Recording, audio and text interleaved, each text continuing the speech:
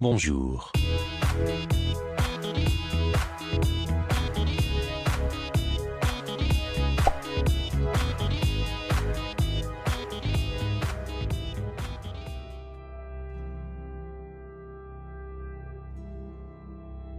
Les dieux noirs d'Amérique. Les historiens refusent d'admettre une présence africaine dans l'Amérique précolombienne. Mais l'évidence imposante des têtes négroïdes des Olmecs leur apporte un démenti cinglant. De plus, on vient de découvrir en Uruguay des inscriptions qui révèlent la présence d'Africains du Mali en Amérique 200 ans avant Christophe Colomb. Voyons ce que l'on peut dire, sans œillère ni parti pris, des populations négroïdes en Amérique du Sud. Tout a commencé pour les Noirs sur l'île d'Atlantide, longtemps avant le déluge qui précipita la chute de l'Empire Atlante, quand Blancs et Noirs étaient unis. Quelques millénaires plus tard, dans l'antique Amérique de l'âge de bronze, 3 races sont attestées. Les hommes rouges, amérindiens, pommades, cheveux noirs lisses. Les dieux blancs, Quetzalcoatl ou Viracocha, de type nordique ou caucasien. Les dieux noirs, Tezcatlipoca, caste de guerriers nobles et de magiciens de type négroïde. Ce sont les Balamacab, jaguars de la nuit, des mythes aztèques et mayas. Comme les Quetzalcoatl, ils auraient pu venir d'Atlantide où blancs et noirs régnaient ensemble. Le Popol Vuh dit que Kukulkan parut avec 4 jaguars. Sans doute faut-il y voir 4 races différentes autour des Kukulkan blancs. Les premiers hommes de Kukulkan étaient Balamacab, ce qui veut dire jaguar de la nuit. Balamquitz, qui veut dire jaguar au doux sourire. Mahakuta, qui veut dire le non élu. Et Ikibalam, qui veut dire jaguar de la lune. S'il s'agit bien de la création des races, une étude comparée pourrait indiquer à quelle race correspondent les 4 jaguars. Pour les jaguars de la nuit, la réponse est simple. Ce sont les hommes nobles représentés sur les têtes géantes des Olmecs de la race noire et guerriers farouches, à la manière des Xitrias du Mahabharata ou des Vikings de Kalevala, une caste de héros implacables prêts à donner leur vie au combat, des conquérants. L'énigme des races dans la haute antiquité amérindienne est une chose fort surprenante pour tout un chacun, sauf s'il est archéologue. Dans ce cas, il s'en fiche totalement. Les archéologues sont des gens sérieux qui croient ce qu'on leur a dit à l'école. Ils ont intérêt, sinon leur carrière est brisée. Pour l'instant, l'archéologie occidentale pédale dans la semoule et c'est triste à voir. Si seulement les étudiants en archéo voulaient se donner la peine de chercher dans la bonne direction. La statuaire Olmec présente aussi des scènes de rencontres entre des races non amérindiennes qui font preuve d'intérêt réciproque et de courtoisie. On constate la civilité des rapports interethniques à cette époque. Cette statuaire imposante et variée dénote l'immense génie artistique de ces sculpteurs, mais aussi un développement social raffiné. Leur élévation intérieure est tout à fait perceptible. Ces œuvres très anciennes nous la transmettent intacte. À les voir, on est touché. En leur présence, on éprouve la même émotion que dans les grottes de Lascaux ou au pied du sphinx de Gizeh. Une émotion sacrée. Le peuple Olmec est un grand peuple. Graham Hancock suggère que ces statues ne seraient pas Olmecs, mais reçues en héritage d'un passé plus lointain. Un passé atlante, semble-t-il suggérer. La civilisation Olmec démarre au cours du 2e millénaire avant notre ère, tandis que l'arrivée des Kukulkan en Amérique aurait eu lieu 8000 ans plus tôt. Plusieurs civilisations ont pu se développer dans l'intervalle, ce qui ferait des Balam non pas des premiers hommes, mais des descendants d'une très longue dynastie prédiluvienne, source oubliée de nos cultures et de nos sciences, les serpents à plumes que des primitifs vont prendre pour des dieux. Selon le Popol Vuh, ces grands ancêtres étaient d'une intelligence supérieure. Ils voyaient à distance et savaient tout ce qui existe au monde. Ils voyaient les choses au loin sans se déplacer. Grande était leur sagesse. Leur regard portait jusqu'aux forêts, aux mers, aux montagnes et aux vallées. Ces hommes très admirables pouvaient tout savoir. Ils scrutaient les 4 pointes de la voûte céleste et la face ronde de la terre. Donc pour eux, la terre était ronde. L'Antiquité l'a toujours su. L'ignorance est venue plus tard. On a voulu voir dans ce type de récit une irruption du merveilleux, un artifice de conteur ou n'importe quelle bêtise fictive.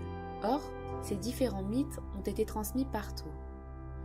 Ils ont été traduits dans toutes les langues sur une période de temps faramineuse, plusieurs millénaires au moins, et sans la moindre altération, puisque tous les mythes racontent la même histoire avec les mêmes détails troublants.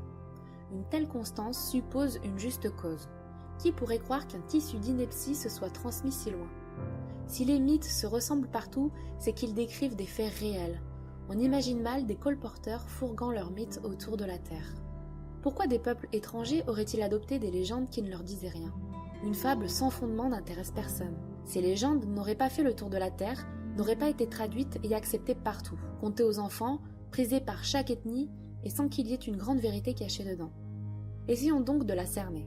Ça pourrait donner quelque chose comme ça. Les premiers hommes avaient des caméras, des téléviseurs et des radars. Ils avaient aussi des télescopes, des radios, des gonios, des engins de transport de type moderne et des satellites de télécom. Car ils n'étaient pas des premiers hommes, mais l'apogée d'une civilisation vieille de 130 000 ans. Avant que ne tombe le rideau quasi infranchissable du déluge planétaire, vers moins 10 500 dans notre décompte moderne, dans le droit fil de cette relecture du passé, on se plaît à imaginer un futur inouï. Toujours est-il que ces jaguars si développés faillirent perdre leur planète, et probablement leur vie dans la foulée. Après le cataclysme, ils ont repeuplé la Terre avec une espèce génétiquement modifiée, l'homme actuel, à qui ils ont conté ce qui s'était passé avant, en se donnant le beau rôle, celui de Dieu Tout-Puissant. Voyons comment le mythe mésoaméricain nous raconte l'épisode. Les réalisations des premiers hommes éveillèrent la jalousie de plusieurs divinités. Il n'est pas bon que nos créatures puissent tout savoir arrière ces dieux. Finiront-ils par devenir nos égaux, nous qui sommes leurs créateurs, nous qui savons et voyons tout, doivent-ils être eux aussi des dieux ? On voit ici l'œuvre de la jalousie des pseudo-dieux. C'est d'autant plus choquant qu'elle les fait apparaître tantôt mesquins et injustes, tantôt emplis d'amour et de bienveillance. Pacifistes, ils sont ennemis des effusions de sang et de l'agressivité. Civilisateurs, ils transmettent science et savoir. Mais ils sont jaloux. Cette bizarrerie se retrouve dans la Bible où Yahvé apparaît tantôt comme un dieu d'amour, tantôt comme un dieu jaloux. La mythologie grecque donne une réponse. Il n'y a pas un seul dieu. Il y en a toute une bande.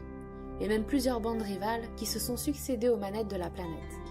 Jalousie, coup d'état, castration, crime et mesquinerie en tout genre. Des dieux voyous. Traduisons leur nom en français, ça ne sera que plus clair. Les premiers dieux, ciel et terre, laissent la place à un de leurs fils. Temps. Commence le règne des titans. Les hommes sont des géants, ils vivent très longtemps. Puis Temps est détrôné par son fils Dieu. C'est le déluge universel. Commence ensuite le règne des Olympiens, ceux qui sont comme Zeus Dieu. Un sien, neveu, Titan aussi, brillant généticien du nom de Prométhée, utilise son ADN pour créer une espèce intelligente. Mais Dieu est jaloux de l'invention de son neveu. Généticien lui aussi, il limite la durée de vie humaine à 150 ans.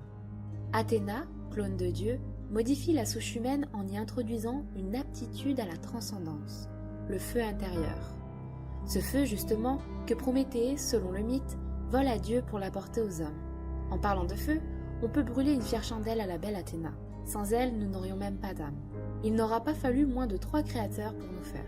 En Amérique, les Quetzalcoates et les Viracochas sont restés longtemps en contact avec les populations locales, leurs créatures. Ils vivaient parmi eux, mais aussi ailleurs. Où donc ? Sous terre, nous disent les contes du petit peuple, dans cette mystérieuse Ayarta, dont plusieurs couloirs souterrains sont censés circuler de l'Antarctique au Brésil et à l'Atlantide engloutie. Dans l'espace, nous disent des poèmes elfiques, à bord d'un vaisseau géant, voguant vers une exoplanète du système de Sirius, d'Orion ou des Pléiades. Les églises chrétiennes parlent du ciel et de l'enfer. C'est pareil, comme on voudra. Pour l'instant, disons qu'ils vivaient aussi ailleurs. Quant à la jalousie de Dieu qui punit les hommes, le Popol Vuh nous raconte avec d'autres mots la même histoire. Les Kukulkans sont jaloux de leurs créatures. Ils décident de brider les premiers hommes, jugeant qu'ils les avaient faites un peu trop à leur image.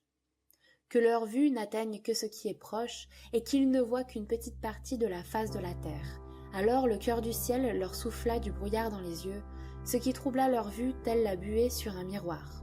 Leurs yeux furent voilés, et ils ne purent voir désormais que ce qui était proche, seulement ce qui était clair pour eux.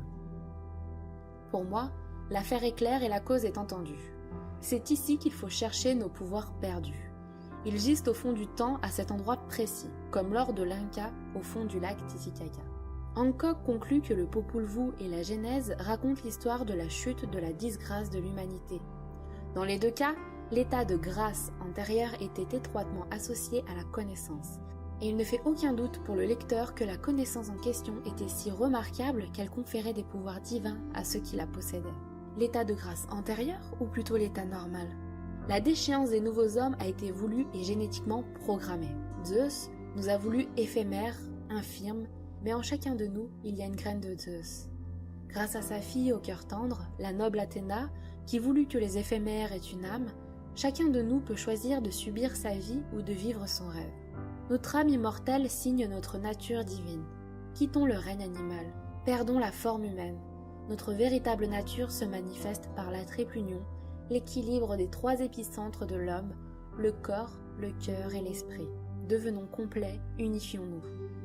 Ainsi s'achève cette vidéo, n'hésitez pas à partager sur les réseaux sociaux et à donner vos avis en commentaire.